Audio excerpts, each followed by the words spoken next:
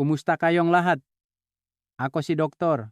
Lorenzo Mendoza, isang doktor na may 35 taong karanasan at ngayong araw ay tatalakayin natin ang paksang mga prutas na nakakapinsala sa kidney, ang nakatagong panganib sa likod ng kalusugan. Halos kalahatingang nga taong may talama na sakit sa bato ay nabubuhay na may tahimik na panganib na kaunti lang ang napapansin mataas na potassium sa dugo. Hindi lamang ito isang numero sa test results. Ito ay isang babala na ang ating mga bato ay nagtatrabaho ng husto at kung hindi ito itatama sa lalong madaling panahon, maaari itong magtulak sa katawan sa mas malubhang komplikasyon.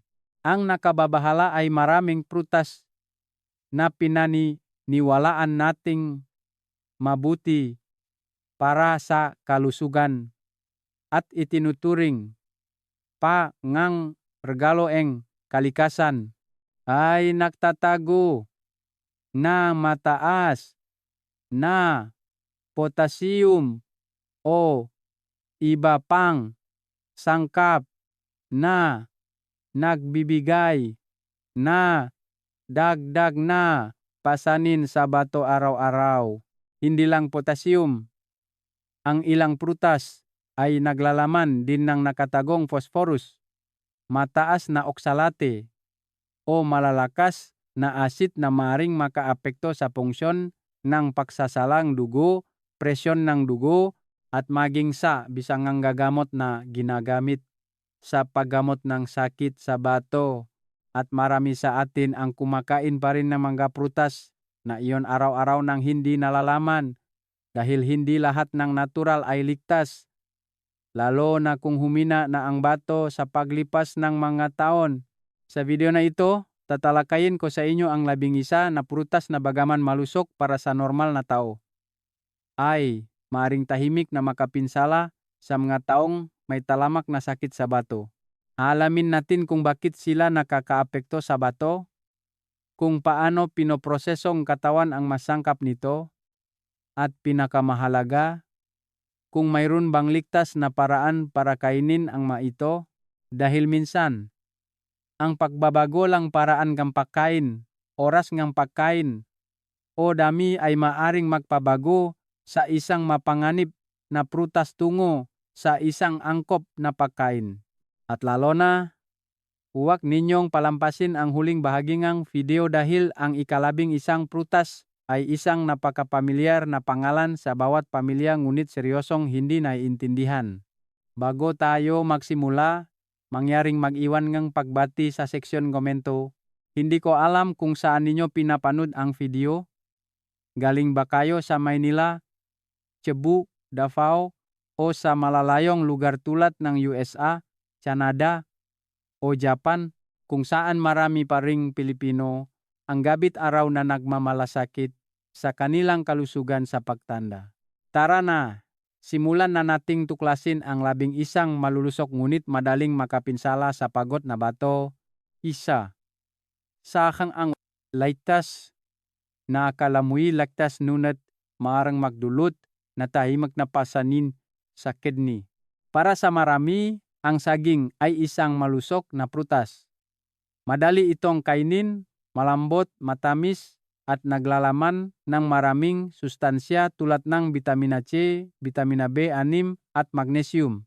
Ang mga sangkap na ito ay talagang mahalaga para sa pangkalahatang kalusugan, lalo na para sa mga nakatatanda. Gayunpaman, may isang punto na kaunti lang ang nagbibigay pansin. Ang saging ay isang prutas na may mataas na potassium at ito ang dahilan kung bakit maraming may mahinang bato ang hindi sinasadyang pinapagod ang kanilang sarili. Sa mga taong may malusok na bato, ang pagsalang labis na potassium sa dugo ay nangyayari ng madali. Ngunit kapag humina na ang function ng bato, kahit sa simula pa lang, ang bawat saging ay maring maging maliit na pasanin. Kung patuloy na maipon, makdudulot, ito ngang malaking epekto. Ang isang karaniwang saging ay naglalaman ng humigit kumulang 4 naraan mingang potassium. Kung kumain kang 2 saging ng sabay-sabay o kasama ng iba pang pagkain na mayaman sa potassium tulad ng kamote, mani, o buko juice, ang kabuuang dami ng potassium ay madaling lumampas sa pinapayagang limitasyon sa isang araw. Kapag ang antas ng potassium sa dugo ay napakataas, na tinatawag ding hyperkalemia, nagsisimulang magbigay ang senyales ang katawan abnormal na tibo ang puso, panghihina ang mga braso at binti, minsan ay may pakiramdam din nginge bigat sa dibdib at pagkahilo. Kung hindi ito makontrol sa lalong madaling panahon, maari itong humantong sa cardiac arrest, isang mapanganib na sitwasyon lalo na sa mga nakatatanda na may kasaysayan ng sakit sa puso o pagkabigo sa bato. Ayon sa mga rekomendasyon sa nutrisyon para sa mga pasyenteng may talamak na sakit sa bato, ang pang-araw-araw na potassium intake ay dapat limitahan sa mas mababa sa 2 mg. Ibig sabihin, ang isang saging mismo ay sumasakop ng halos 1/5 ng pinapayagang dami. Kaya madalas kung pinapayuhan kayo, kung nahahangad kayong saging, pumili ng maliit na saging at kainin sa ibang araw na hindi kayo kumakain ng mga pagkaing mayaman sa potassium. Maaari ding bahagyang pakuluan ang saging bago kainin. Nakakatulong ang paraang ito na bawasan ang bahaging potassium. Isa pang mahalagang bagay, hindi lahat ay kailangang iwasan ng husto ang saging, ngunit hindi rin dapat kumain ayon sa gusto lamang. Bawat tao ay may iba't ibang antas ng sakit at bawat isa ay may iba't ibang limitasyon. Kaya makipag-usap ng detalyado sa inyong doktor o nutrisyonista para sa personal na payo. Sa halip na bulak na sundin ang karanasan ng iba, ang pag-alaga sa bato ay hindi lang tungkol sa pagkain o hindi pagkain ng saging, kundi ang pag-aral na obserbahan ang sariling katawan, pag-unawa sa sariling limitasyon, at paggawa ng matalinong desisyon. Dahil ang mahinang bato ay hindi nagsasalita, ngunit ang mga bunga nito ay napakatoto. Hayaan na ang bawat pagkain ay isang matalinong desisyon upang ang inyong pagtanda ay maging magaan at malusog. 2. Avocado, mayaman sa nutrisyon ngunit madaling magpahirap sa kidney kung hindi sapat ang pagkain. Ang avocado ay isa sa mga prutas na kinagigiliwan ng marami. Hindi lang dahil sa masarap at madali itong kainin, kundi dahil din sa mga benepisyo nito sa kalusugan. Sa bawat maliit na serving ng avocado, makakahanap ka ng mahalagang kombinasyon ng fiber, unsaturated fat, B vitamins, E, at maraming natural na antioxidants. Kaya naman sa modernong rekomendasyon sa nutrisyon, ang avocado ay madalas na inuri sa grupo nga magapakaing mabuti para sa puso, nakakatulong na mapabuti ang insulin sensitivity at sumusuporta sa panunaw. Gayunpaman, ang kailangan ng mga may mahinang bato ay partikular na bigyang pansin na ang avocado ay naglalaman din ng mataas na potassium, isang mineral na madaling mahirapan ang matatandang bato sa pagsasala. Ang isang serving ng avocado na katumbas ng 1/3 ng isang medium-size na prutas ay nakbibigay ng halos 487 mg ng potassium.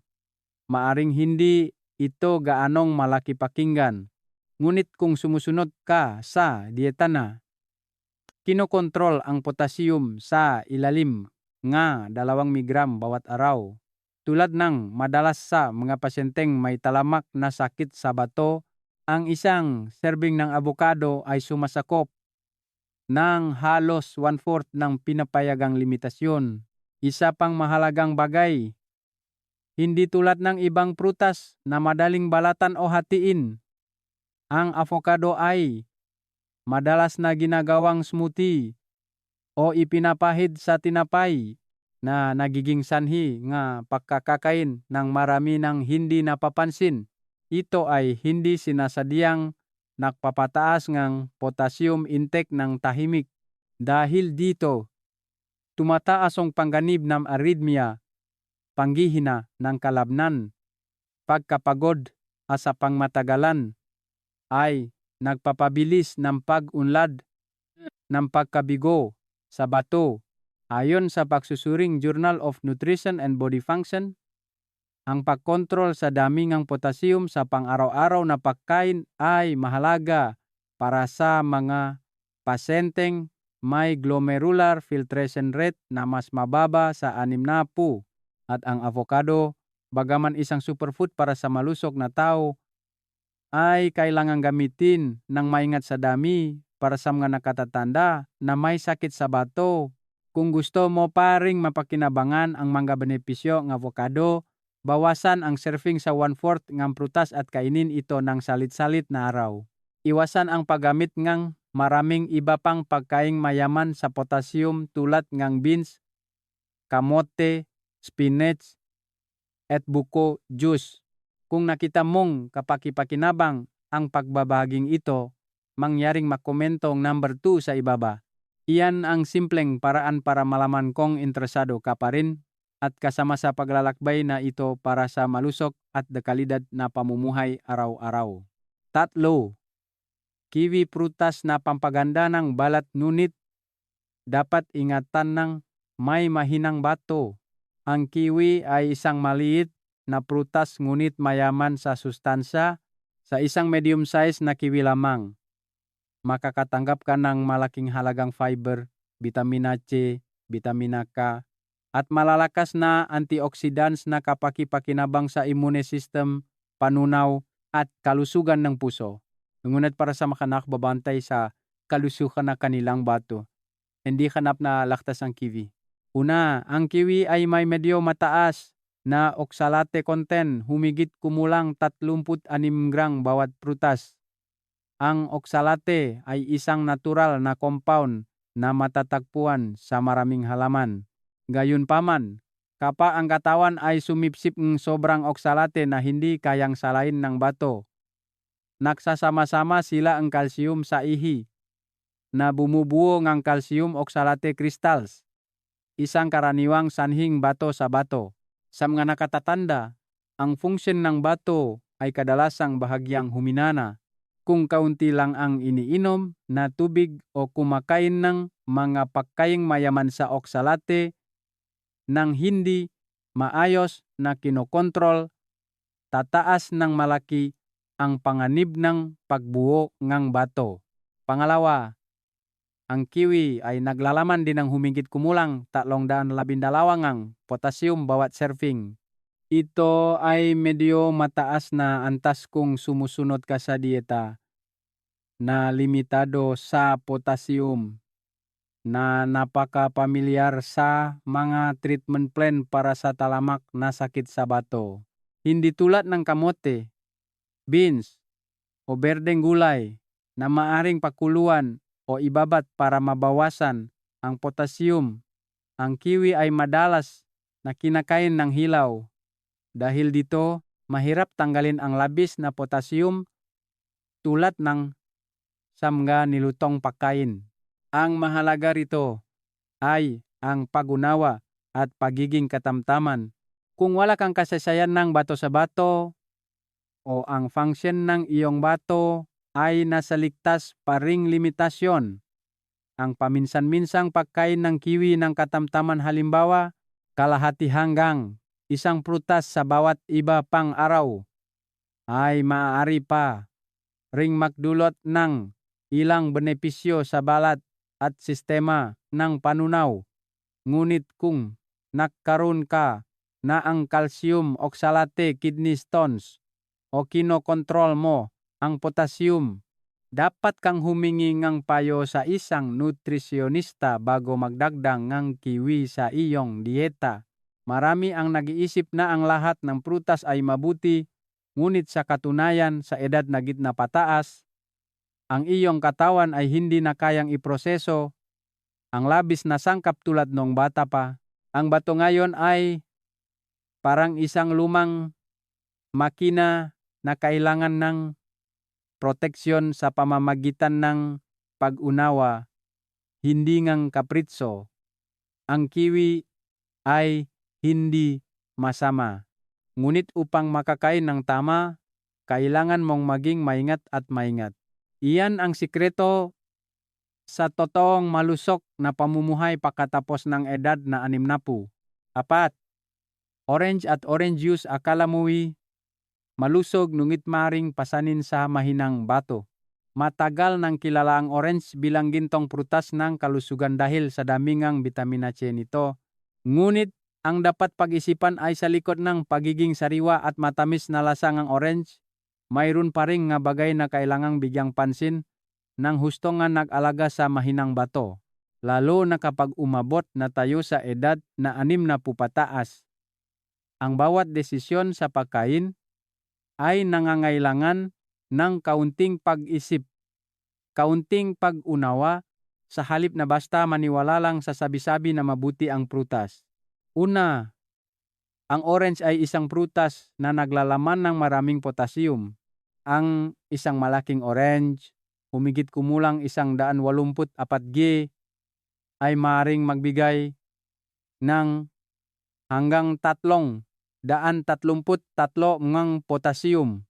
Samantala, ang isang baso ng orange juice, 240 ml, ay maaaring maglaman ng hanggang 458 para sa mga sumusunod sa dieta na limitado sa potassium, tulad ng mga pasyenteng may talama na sakit sa bato.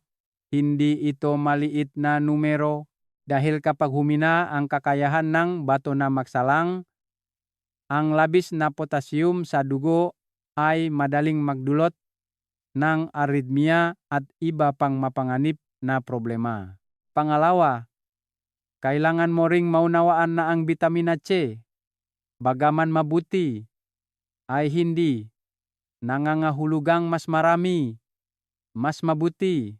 Ang isang medium size na orange, humigit kumulang 140G, ay naglalaman ng humigit kumulang 82 mangang bitamina C, halos sapat na sa pang-araw-araw na pangangailangan para sa mga nakatatanda na may humina na function ngang bato 70 mg araw para sa mga lalaki at 75 mg araw para sa mga babae.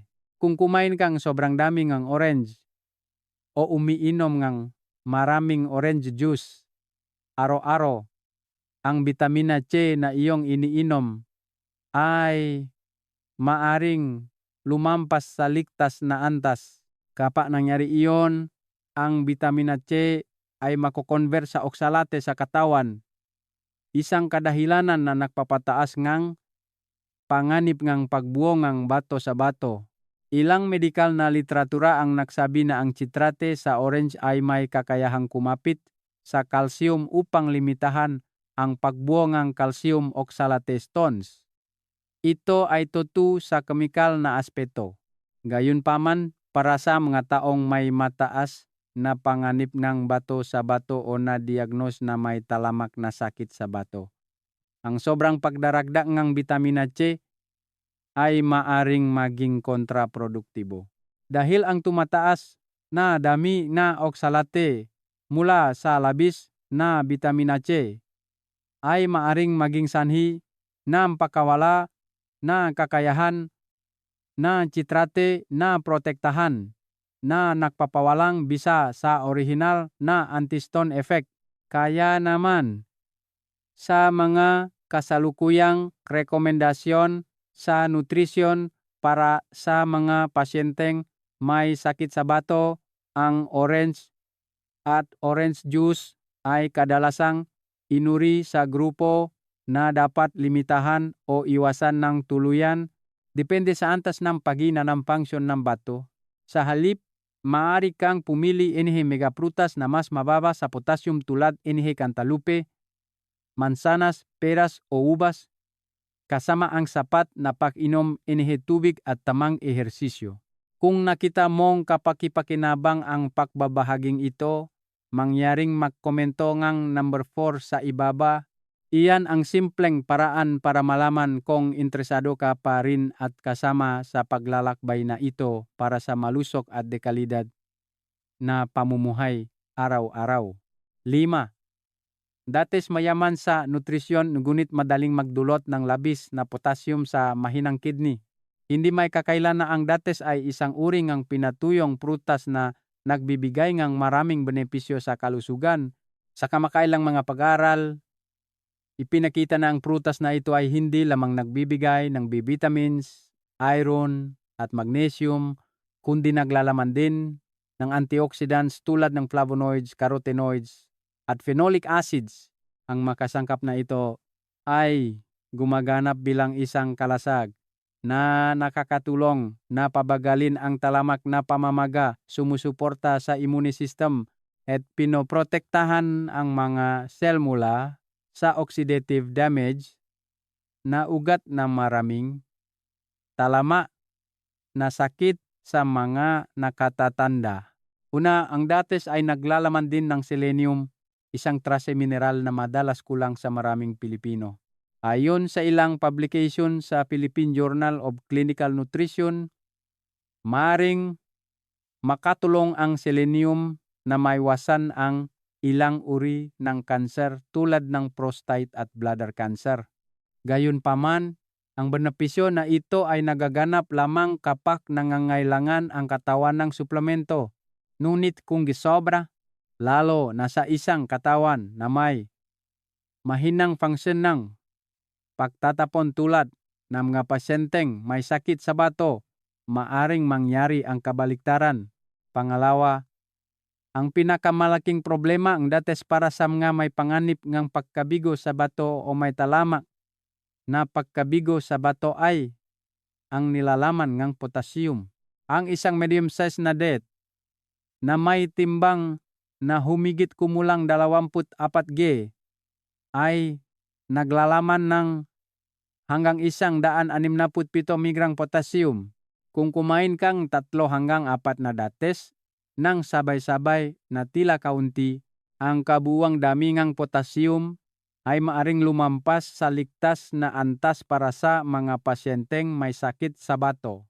Kapag mahina ang bato, nahihirapan ang katawan na tanggalin ang labis na potassium na madaling magdulot ng hyperkalemia, isang kondisyon na maaring magpabagal ng tibok ng puso o magdulot ng malubhang electrolyte imbalance. Pangatlo, ang pinatuyong prutas tulad ng dates, pinatuyong apricot o pasas na pamilyar sa maraming nakatatanda ay mga potassium trap kung hindi kontrolado ang dami. Dahil sa proseso ng pagpapatuyo, nababawasan ang tubig ngunit nagiging concentrated ang mga mineral, kaya't kahit maliit na serping lamang ay naglalaman ng potassium na maraming beses na mas mataas kaysa sa sariwang prutas sa parehong timbang na 100 g. Ang pinatuyong dates ay maaring maglaman ng halos 650 mg ng potassium, isang napakataas na numero kung ihahambing sa inirekomendang antas para sa mga pasyenteng may stage 3 pataas na pagkabigo sa bato. Kaya kung gusto mo pa ring mapakinabangan ang matamis na lasa at natural fiber mula sa dates, ang payo ay gumamit ng maksimum na isang prutas bawat araw at kainin ito pagkatapos ng pangunahing pagkain upang maiwasan ang biglaang pagtaas ng asukal sa dugo. Lalo na kung mahigpit mong kinokontrol ang potassium, dapat kang kumonsulta sa isang nutrisyonista o nephrologist upang maayos ang surfing na angkop sa iyong personal na kondisyon. Ang isang maliit na kutsara ay hindi nagpapalat na alat sa dagat at ang isang date bawat araw kung ginamit ng tama ay hindi magpapagod sa bato. Ang pagtanda ay isang yukto na nangangailangan ngang nutrisyon at pagpigil. Hindi mo kailangang tuluyang iwanan ang iyong paboritong pagkain, ngunit kailangan mong maunawaan at gamitin ito ng tama. Iyan ang pangmatagalang paraan upang mapanatiling malusog ang iyong bato. 6. Niyog isang natural na regalo na hindi laging mabuti sa kidney. Matagal nang itinuturing ang niyog na isang versatile na prutas sa diet ng Pilipino. Mula sa nakakapreskong buko juice hanggang sa niyog na ginagamit sa mga matamis at maalat na ulam o kahit na kinakayot para sa langis. Sa tradisyonal na medisina, ang niyog ay may epekto ne paglamig, pagpapalambot nege dumi, at pagpapagaan nege banayad na pagtataye mula sa modernong pananaw sa nutrisyon. Ang niyog ay naglalaman nega maraming malusog na taba, fiber, at mineral tulad ne iron, manganese, magnesium, at copper na mga sustansiyang kapakipakinabang sa immune system, panunaw, at maging sa puso. Una, ang laman ng niyog ay naglalaman ng uri ng taba na tinatawag na MCTs o medium chain triglycerides na mabilis na ginagawang enerhiya ng katawan ng hindi naipon bilang taba tulad ng normal na taba. Ito ang dahilan kung bakit ang niyog ay itinuturing na mabuti para sa mga nangangailangan ng mabilis na enerhiya, halimbawa pagkatapos ng sakit o sa mga may pagkapagod. Gayunpaman, ito ay nagiging kontraindikasyon para sa mga may problema sa function naga pagsasala naga bato. Pangalawa, ang buko juice, isang pamilyar na malamig na inumin para sa marami, ay naglalaman ng humigit kumulang 600 ng potassium sa isang baso 240 ml sa isang simpleng pakahambang. Ang numerong ito ay mas mataas pa kaysa sa isang hinok na sahing. Bukod dito, ang daming ang sodium sa buko juice, humigit kumulang 250 mg, ay hindi rin maliit. Kung ikaw ay nasa yuktong talama na sakit sa bato o may reseta na limitahan ang potassium at sodium, ang regular na pag-inom ng buko juice ay katulad ng pagbibigay sa bato ng maraming electrolyte na nagdaragdag ng presyon sa mahina ng bato.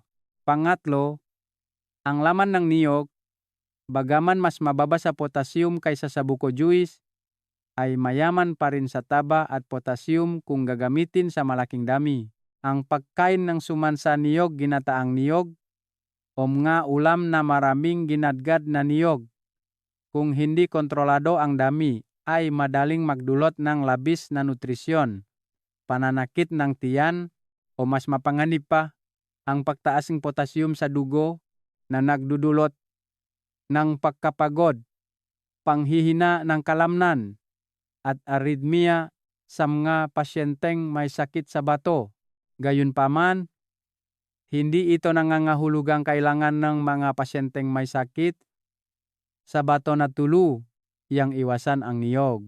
Maaari ka pa rin gumamit ng maliit na daming unsweetened shredded kotsonut bilang palamuti upang magdagdag na lasa sa pagkain, basta't ito ay nasa loob ng kinokontrol na meal plan. Halimbawa, isang kutsaritang ginadgat na niyog bawat araw, kasamang brown rice porridge o bahagyang iwisik sa pinakuluang gulay, ay ganap na katanggap-tanggap. Kung nakita mong kapakipakinabang ang nilalamang ito, mangyaring mag-iwan ng komento na number 6 at I like upang magkaroon ako ngang mas maraming motibasyon na magbahagi ng mas kapaki-pakinabang at madaling gamiting kaalaman sa kalusugan. 7. Mangga matamis ngunit kailangang ingatan para protektahan ang kidney. Ang mangga ay isang prutas na kinagigiliwan ng maraming Pilipino na mabango at matamis at nagpapaalala ng tag-araw na may malamig na smoothie o isang platong hinong na dilaw na mangga sa mesa ng handaan, ngunit bukod sa kaakit-akit na lasa, ang mangga ay isa ring mayaman na pinagmulan ng nutrisyon. Sa isang hino na mangga, makakahanap tayo ng maraming mahahalagang bitamina tulad ng bitamina A, C at E na nakakatulong na palakasin ang immune system, sumusuporta sa paningin, at pinuprotektahan ang muscle mula sa pinsala na free radicals. Kasabay nito, naglalaman din ang mangga ng magnesium, calcium, at malaking damingang potassium na nakakatulong na mapanatili ang kalusugan ng kalamnan, stable na presyon ng dugo, at function ng buto. Gayunpaman kung ikaw ay nabubuhay na may sakit sa bato, lalo na talamak na pagkabigo sa bato, hindi dapat ituring ang mangga bilang walang pinsalang prutas. Una, ang mangga ay may mataas na potassium content, humigit kumulang 564 gram sa bawat medium size na mangga. Para sa mga nangangailangan na kontrolin ang pang-araw-araw na potassium intake, ang pagkain ng isang buong mangga ay hindi ipinapayo. Ang labis na potassium ay maaring magpataas ng panganib ng arrhythmia, panghihina ng kalamnan, at magpataas ng pasanin sa paglilinis ng nasirang bato. Pangalawa, maraming tao ang madalas na kumakain ng mangga sa anyo ng juice o matatamis na dessert tulad ng mango smoothie, mango float, o mango ice cream. Ito ay isang nakatagong panganib sa asukal, lalo na para sa mga may diabetes na may kasamang sakit sa bato. Ang matagal na mataas na asukal sa dugo ay hindi lamang nakakasira sa pancreas kundi nakakasira rin sa maliliit na capillaries sa bato na nagiging sanhi ng pagtulon ng protina sa iisang magang senyales ng diabetic kidney disease. Sa paglipas ng panahon, kung hindi maayos na makontrol, ang kondisyong ito ay maaring maging talamak na pagkabigo sa bato at sa huli ay mangailangan ng regular na dialysis. Gayunpaman, hindi ito nangangahulugang kailangan mong tuluyang iwasan ang mangga. Ang mahalaga ay ang paraan ng pagkain at ang dami. Kung mahina ang iyong bato ngunit naghahangad ka pa rin ng matamis na lasa ang mangga, maaari kang kumain ng ilang manipis na hiwaang hino na mangga. Iwasan ang pagkain na may kasamang chili salt o sweet fish sauce. At huwag uminom ng purong mango juice o may asukal. Gumamit ng mangga bilang side dish, hindi pangunahing pagkain, at laging ipares sa mga gulay na mababa sa potassium para sa pangkalahatang balanse. Ang pagtanda ay hindi lamang isang panahon para pagalingin ang katawan kundi isang panahon din para matutong makipagkaibigan sa pagpigil. Ang pagkain ng mangga ay hindi masama, ngunit ang pagkain ng walang kontrol ay nagpapabigat sa matamis na prutas sa bato. Ang pag-alaga sa kalusugan mula sa maliliit na bagay tulad ng isang hiwa ng mangga bawat araw, iyan ang sining ng maingat na pamumuhay sa huling yugto ng buhay. 8. Melon at cantaloupe potassium na granada na naghihintay sumabog. Sa mainit na panahon, ang melon at cantaloupe ay madalas na itinuturing na pangkaraniwang pampalamig na parehong matamis at madaling kainin. Ngunit para sa mga may problema sa bato, lalo na ang mga kailangang kontrolin ang damingang potassium na iniinom, ang dalawang uri ng melon na ito ay parang potassium na granada na tahimik na naghihintay sumabog sa dugo. Una, sa isang tasa lang ng melon, nakakakuha ka ng humigit kumulang 430 mg ng potassium. Mas mataas pa ang cantaloupe, halos 475 mg bawat tasa. Maring hindi ito gaanong nakababahala para sa malusok na tao. Ngunit para sa mga nakatatanda na may bahagyang senyales ngang pagkabigo sa bato, madali itong magpataas ngang potassium sa dugo sa mapanganib na antas. Ang nakababahala ay karaniwang hindi maliit ang serving ng melon ng mga Pilipino. Ang isang malaking mangkok sa isang family gathering ay maaring maglaman ng hanggang 2 tasa ng melon. Katumbas nga halos 1 mg ngang potassium. Halos kalahati ngang maksimum na dapat kainin ngang pasenteng may sakit sa bato sa isang buong araw. Pangalawa, maraming tao ang nakakamali na akala ang melon o cantaloupe ay puro tubig at bitamina lang, kaya't mas masarap kainin. Ngunit sa totoo lang, hindi nakikita ang potassium ng mata kapag lumampas sa pinapayagang limitasyon ang potassium sa dugo. Magre-react ang katawan sa pamamagitan ngang pagdudulot ngang aritmia, panghihina ngang kalamnan, at sa pangmatagalan ay maring makaapekto sa electrical rhythm ngang puso, isang bagay na hindi dapat balewalain nga nakatatanda. Kaya kapag naghahandang dessert o fruit salad, dapat mong unahin ang nga berry tulad ng blueberries, blackberries, o mga prutas na mababa sa potassium tulad ng mansanas, pras. Mas ligtas din ang pakwan na naglalaman lamang ngang humigit kumulang 170 ngang potassium bawat tasa. Sa halip na melon at ham salad, maaari kang magpalit sa pakwan salad na may ilang hiwang ang bahagyang maalat na keso o malamig na pakwan juice sa halip na matamis at mayaman sa potassium na cantaloupe smoothie. Ikwento ko ang kaso ni Ginang Ngofanle, 68 taong gulang, na residente ng Quezon City.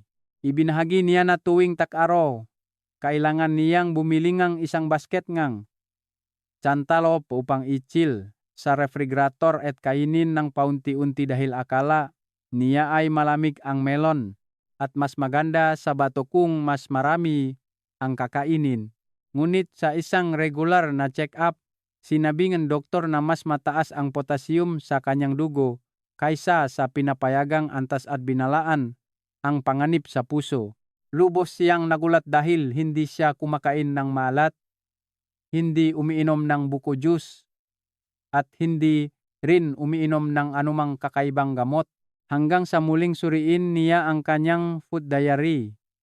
Doon niya lang natuklasan na minsan pala ay nakakain siya ang kalahating cantaloupe, katumbas ang higit sa 100 potassium sa isang hapon lang. Pagkatapos nun, lumipat siya sa mansanas, pras, at pakwan mga prutas na mas mababa sa potassium at isinayse. Tuwing pupunta ako sa palengke at nakikita ko ang melon, naaalala ko ang pakiramdam ngang mabilis na tibok ngang puso ko nun. Gaano man ako kagusto, hindi na ako nangangahas kumain. Ito ang praktikal na aral. Minsan, ang nakakasira sa bato ay nagmumula mismo sa mga pagkaing tila walang pinsala kung hindi natin naiintindihan at kumakain ng tama. Siyam, balambang ang prutas na akala mo'y ligtas ngunit maring tahimik na lason sa mainang kidney. Sa kayamanan ng mga katutubong prutas sa Pilipinas, ang balimbing ay isang pamilyar na prutas na ginagamit na hilaw, niluluto sa maasim na sabaw o kahit ginagawang nakakapreskong juice.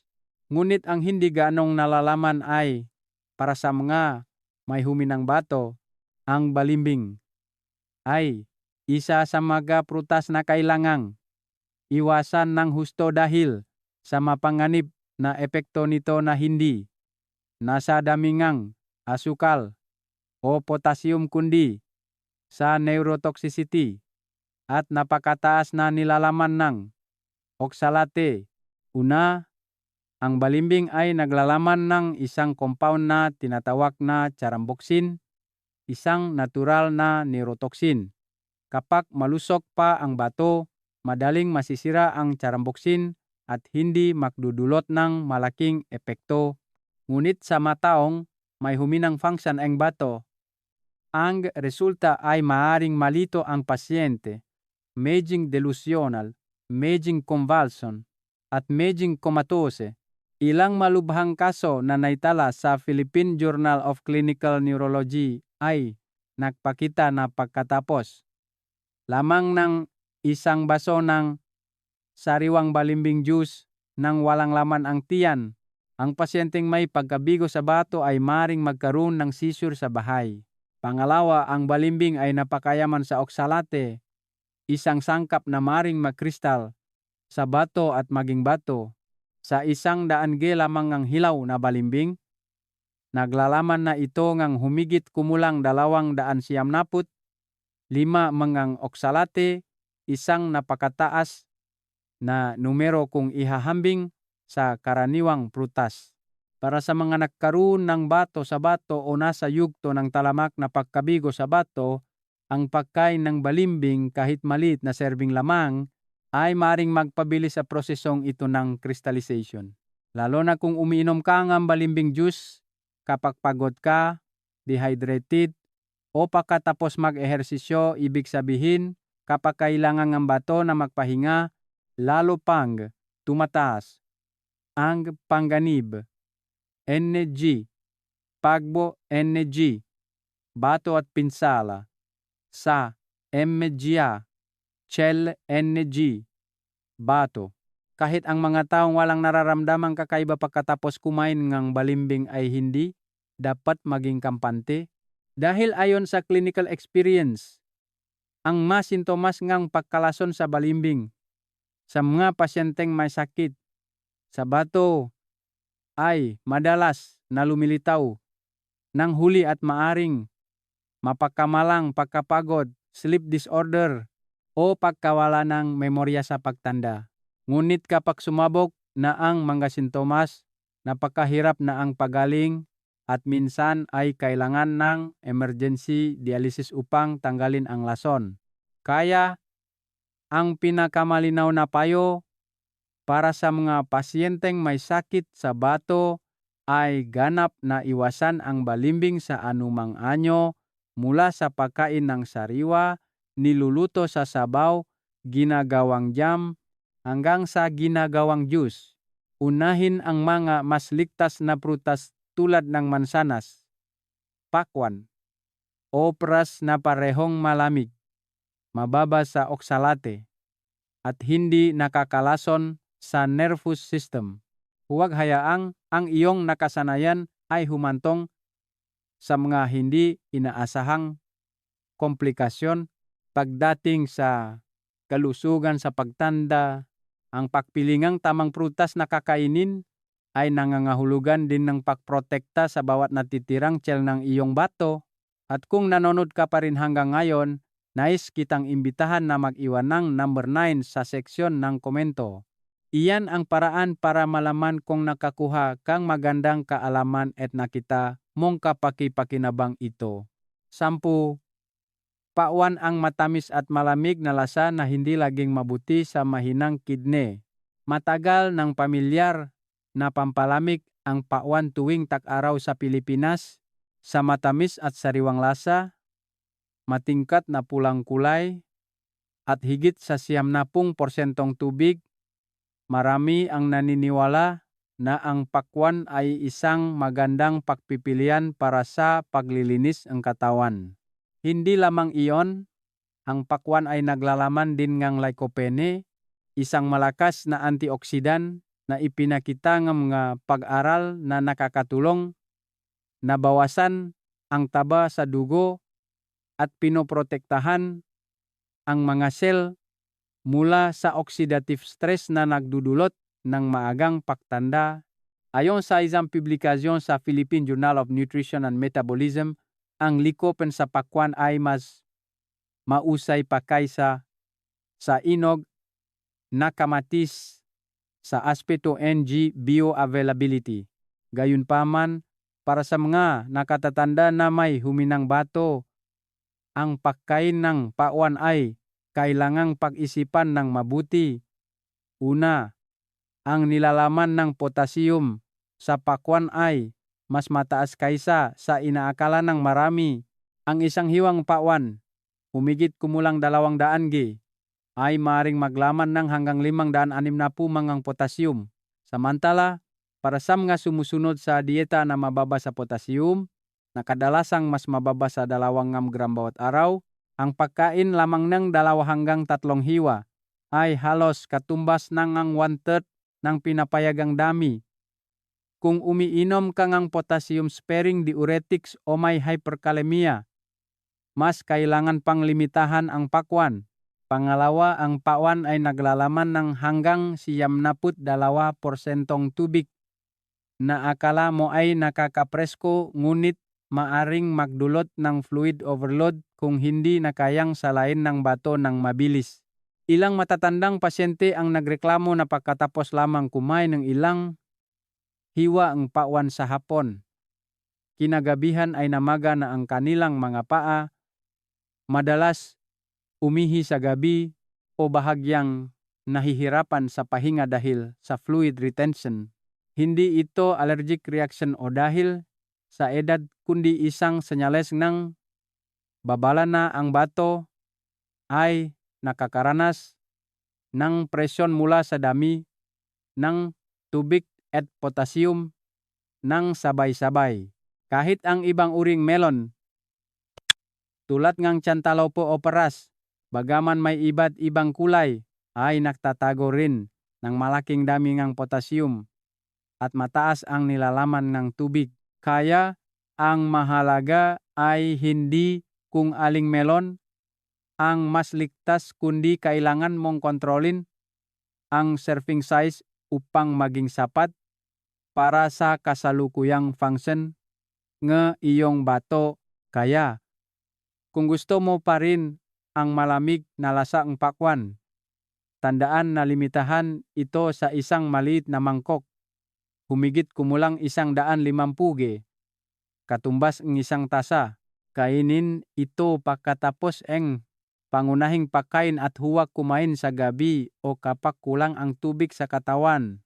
Laging pakinggan ang iyong katawan at humingi ng partikular na payo sa iyong doktor tungkol sa diet na angkop sa yugto ng iyong sakit. Dahil sa nakatatanda, ang bawat piraso ng prutas ay dapat na isang piniling pagpipilian na masarap at pakinabang para sa bato at pangmatagalang kalusugan. 11. Pomelo ang bahagyang maasim na lasa ngunit maaring makaroon ng nakatagong interaksyon sa gamot at kalusugan ng kidney. Ang pomelo ay isang pamilyar na prutas na hindi lamang lumalabas tuwing Pasko at Bagong Taon kundi madalas ding nasa almusal, dessert o isang baso ng juice pagkatapos mag-ehersisyo. Ang pomelo ay naglalaman ng medyo mataas na bitamina J at A at mayaman din sa antioxidants tulad ng lycopene at flavonoids na nakakatulong na palakasin ang immune system at protektahan ang mga sel mula sa pinsala na dulot ng proseso ng pagtanda. Ang kalahati ng isang pomelo ay nagbibigay ng humigit kumulang 332 ng potassium. Hindi ito gaanong mataas kumpara sa mga prutas tulad ng saging o pakwan, ngunit para sa mga nakatatanda na may humina na function ng bato, kailangan pa ring maging maingat. Una, para sa mga nangangailangan na kontrolin ang pang-araw-araw na potassium intake na kadalasang nasa pagitan ng 1.5 hanggang 2 miya kung sumusunod sa dieta na limitado sa potassium. Ang pagkain lamang ng 2 servings ng pomelo ay halos kumonsumo na ng 1/3 ng allowance. Kung binaksama sa ibang pagkain tulad ng buko juice, papaya o nilagang kamote, ang potassium na naipon sa isang araw ay maaring lumampas sa pinapayagang antas ng hindi mo napapansin. Sa puntong iyon, ang panganib ng hyperkalemia na nagdudulot ng arrhythmia, panghihinang kalamnan at pagkapagod ay maaring mangyari ng biglaan. Pangalawa, ang mahalagang bagay na kaunti lang ang nakakaalam ay ang pomelo juice ay maaring makipag-ugnayan sa maraming iniresetang gamot. Ipinapakita ng mga pag-aral na inilatala sa Philippine Journal of Practical Medicine na ang pomelo ay naglalaman ng compound na furanocoumarins. Ang sangkap na ito ay nagpipigil sa enzima na CYP3A4 sa atay at bituka na nagiging sanhi nga mas maraming pagsipsip ngang gamot ngang katawan kaysa sa normal. Ang mga uri ng gamot na apektado ay kinabibilangan ng statin drugs, blood pressure regulators, anti-rejection drugs at ilang anti-arrhythmia o sedative drugs. Kapag iniinom ang gamot kasabay ng pomelo juice, maaring sumipsip ang katawan ng labis na dosis na humahantong sa pagtaas ng panganib ng pinsala sa atay, rhabdomyolysis, o maging acute kidney failure. Kaya, kailangan mong tandaan na kung uminom kang anumang gamot, lalo na ang gamot sa talama na sakit tulad ng high blood pressure, diabetes, kolesterol, o pagkatapos ng kidney transplant, basahin ng mabuti ang instruksyong leaflet na kasama ng gamot at kumonsulta sa iyong doktor o pharmacist bago kumain ng pomelo o uminom ng juice mula sa pomelo, hindi dahil masama ang pomelo, kundi dahil mas sensitibo na ang katawan ng mga nakatatanda. Ang kakayahan ng pagmetabolism gamot ay naiba rin kumpara nung bata pa, kaya't ang maliliit na interaksyon na ito ay nagiging napakahalaga. Ang isang praktikal na payo ay kung gusto mo talaga ang pomelo, kumain ng maliit na dami, humigit kumulang 1/4 hanggang 1/3 ng prutas sa umaga, pagkatapos uminom ng gamot ng hindi bababa sa 2 oras, at hindi dapat kasama ng pomelo juice. Hayaan ang pomelo na maging isang banayad na suplemento sa halip na isang elemento na nagdudulot ng kaguluhan sa iyong paggamot at pangangalaga sa bato. Sa dieta ang pagtanda, ang pagiging katamtaman ang susi upang mapanatili ang kapayapaan. Sa mga mahal kong mambabasa, may isang bagay na lagi kong inulit sa mga naglalakbay sa pagpapanatili ng kanilang bato, hindi kalaban ang prutas, ngunit kung mali ang pinili, mali ang kinain, at maling akala na natural ay ligtas, ang bunga ay maring napakamahal. Ang hangganan sa pagitan ngang natitirang function ngang bato at ang daan patungo sa dialysis ay nakasalalay sa 3 salita: piliin ng tama, kumain ng tama, at uminom ng tama. Ang prutas tulad ng mansanas, pauan sa maliit na dami, kalahating tasa ng ubas, berries, at cherries ay isang matalinong depensa. Nakakatulong ang mga ito na magdagdag ng mahahalagang sustansya ng hindi nagpapataas ng labis na pasanin ng potassium. Ngunit sa kabaliktaran, kung pananatilihin mo pa rin sa iyong menu ang mga prutas tulad ng balimbing, mangga, niyog, melon, cantaloupe, kiwi, avocado, saging, at orange, iyan ay isang mapanganib na lugar. Ang uri na ito ay naglalaman ngang medyo mataas na potassium, acidic, o maraming tubig. Lahat ng ito ay masalik na nagpapabilis ng pinsala sa bato kapag nagsisimula nang tumaas ang antas ng creatinine. Una, dapat mong buksan kaagad ang refrigerator o ang fruit compartment sa bahay at alisin ang mga prutas na may mataas na panganib sa pang-araw-araw na menu. Huwag hayaang magdulot ng pinsala sa kalusugan ang lumang nakasanayan. Pangalawa, tandaan ang isang gintong tuntunin kalahating tasa humigit kumulang 100 g ay isang ligtas na serving para sa halos lahat ng uri ng prutas. Kung kinokontrol mo ang potassium, huwag dahil sa tingin mo ay mabuti ang prutas ay doblehin o triplehin ang dami na magiging kontraproduktibo. Pangatlo, Sa halip na kumain ng saging na napakayaman sa potassium, mari kang lumipat sa pagkain ng isang maliit na mansanas. Sa halip na uminom ng orange juice sa umaga, subukan ang ilang strawberry o ilang hiwangang pulang bell pepper upang makakuha ng sapat na bitamina C nang hindi nangangamba sa labis na potassium. Pang-apat, sa mga prutas na madaling makakain ng labis tulad ng ubas, berries, o prutas na halo sa cereal, hatiin ang serving, gumamit lamang ng humigit kumulang kalahating tasa at tandaan na kontrolin din ang dami ng asukal kung may diabetes ka. Panlima, huwag kumain ng prutas kaagad bago o pagkatapos uminom ng gamot, ACE inhibitors, ARB receptor blockers, o potassium-sparing diuretics. Mas mainam na maghintay ngang hindi bababa sa 2 oras pagkatapos uminom ng gamot upang maiwasan ang biglaang pagtaas ng potassium. Pang-anim, isang simple ngunit napaka-epektibong kasanayan ay ang paggawa ng food diary. Itala kung ano ang kinain mo ngayong araw, kailan, at kung paano nag-react ang iyong katawan. Ang iyong katawan mismo ang magang magbibigay ng babala bago patumas ang kidney index sa test results. Pampito, kung nakakain kang labis na prutas na mayaman sa potassium, ihinto kaagad ang lahat ng iba pang pinagmulan ng potassium sa araw na iyon. Kung hindi ka pinipigilan ng doktor sa painom ng tubig, uminom ng mas marami kaysa sa normal sa loob ng pinapayagang limitasyon at maingat na obserbahan ang mga sintomas tulad ng pagkapagod, pamamanhid, mega kamay, at palpitation. Ngayon, ang iyong turno na. Mag-iwan ng komento kung anong yuktong sakit sa bato ka, anong prutas ang pinakakinakabahala mo, at anong uri ng prutas ang gusto mong suriin ko ng mas malalim. I like ang video kung nakita mong kapaki-pakinabang ito at ibahagi ito sa mga kaibigan at kapamilya. Maaring ang maliit na aksyon mo ngayon ay makakatulong sa isang tao na maiwasan ang unang dialysis sa kanilang buhay.